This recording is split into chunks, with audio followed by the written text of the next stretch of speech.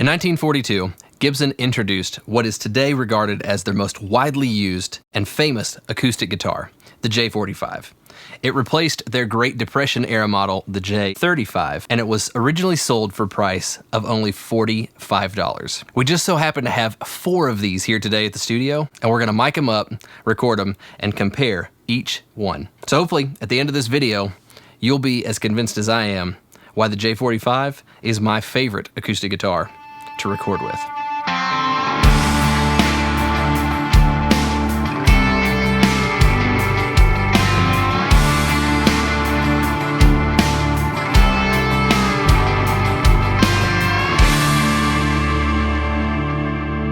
The very first acoustic guitar that I ever bought was a 2000 Martin DC-1E. It was their entry-level model that had a cutaway and had Fishman electronics on it. And I had that guitar for probably 8 to 12 years before I finally sold it.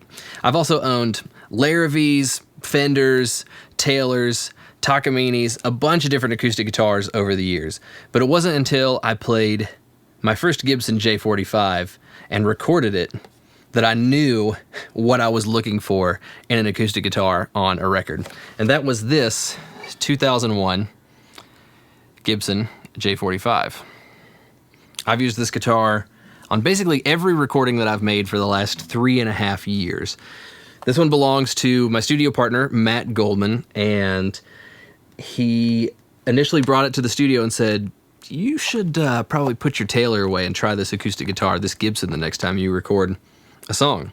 I do a lot of country and rock records, and so I took him up on that, and the very next time that I had to track some acoustic guitars, I picked up this J45 and put an AKG 414 in front of it and was blown away. I immediately thought, this is the sound that I hear in my head and that I've heard on so many records that I'm trying to capture. And I mean, you can just go and Google and spend hours finding artists that have used J45s on their recordings. Tons of early James Taylor acoustic guitar recordings are a Gibson J45. You can see pictures of people like Casey Musgraves playing them at the Grand Ole Opry and on videos that she's done for NPR. So, I mean, the spectrum is really, really wide for people that have used this guitar over the years. So today we're going to compare 4 different Gibson J45 acoustic guitars. First, we've got a 1991 J45 that belongs to my pal Curtis. Second, we've got this very J45 that is a 2001, belongs to Matt Goldman. Third, we're going to compare my 2001 J45 Rosewood, which is actually more of I would almost say it's a little D28 Martin sounding for a J45, and that's because it's got rosewood back and sides. It still has the same top that every other J45 has, but it's a plain top instead of being the very traditional classic sunburst finish. And the last one that we're going to listen to is a 2006 J45 Rosewood that Curtis just picked up a couple of weeks ago. We're going to play all those through an AKG C414 that we've mic'd about 8 inches from the top of the acoustic guitar at the 17th fret. So it wasn't quite the 12th fret, and it's sort of angled towards the sound hole. We felt like that gave us the best balance between the low end and the top end. That's not where I always mic one, but that's where we decided to do it for this video. We're running through a 7th Circle N72, which is a Neve style preamp, and we're not using any compression or any EQ in the first clips that you're going to see. The second clip, I wanted to add just a little bit of reverb, and I wanted to compress and EQ just barely a little bit, just so you could see what they sounded like processed, because it was just slightly different. And so we'll listen to them processed, and then we'll listen to them unprocessed. At the end of the video, what you could do is go down to the description box below, and you can download all of these files. I'm going to put all the processed and unprocessed files for you to bring into your own DAW, listen to it on your own speakers, and you can hear what I did to them, but then you can also take the unprocessed versions and do whatever you want to them, and compare, contrast, and EQ, compress, reverb, whatever. Make them your own. So with that said, let's jump over to the live room right here behind me and watch Curtis play these 4 J45 guitars.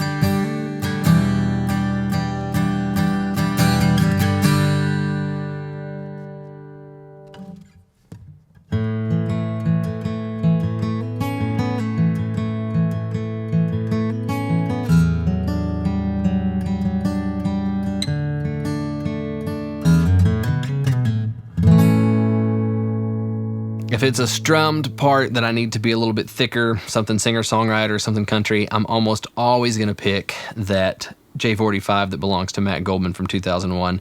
But Curtis's sound really, really good to me too. The older one, the 91. The J45 Rosewoods, they're more unique, you know? I like those too. And so what I would like to do is, if you've got a comment, if you've had any thoughts while you're watching the video, just leave it below. Let me know what you think. Which one was your favorite out of all that we have represented here? I'd like to do some more shootout videos like this because I think they're informational. And so if you guys want to see that too, let me know in the comments below. And if you like what we're doing here on Capsule to Cone, then subscribe to the channel, hit that bell notification so you know when our next video is coming out, and give us a like. That really helps with the YouTube algorithm and helps more people to see what we're doing here.